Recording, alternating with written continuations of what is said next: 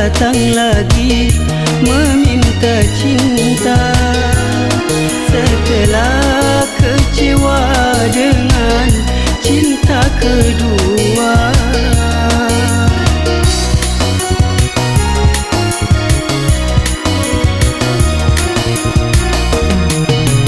bukan beta menolak adik pun cinta, tapi sekarang beta telah berdua.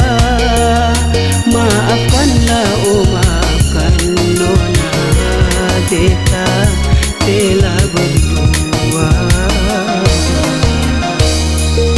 Bukankah dulu pernah beta terluka melihat adik nona pernah mendua?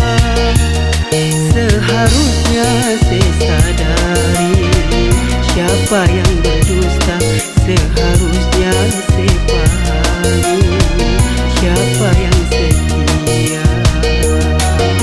Jangan lagi meminta beta bersumpah.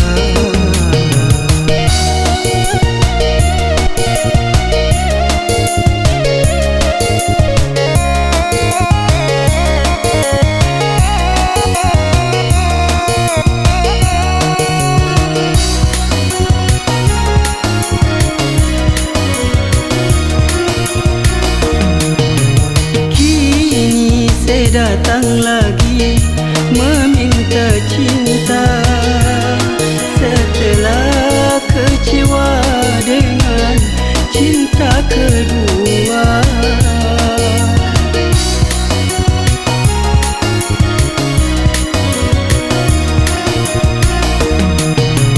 bukan beta menolak adik pun cinta, tapi sekarang beta telah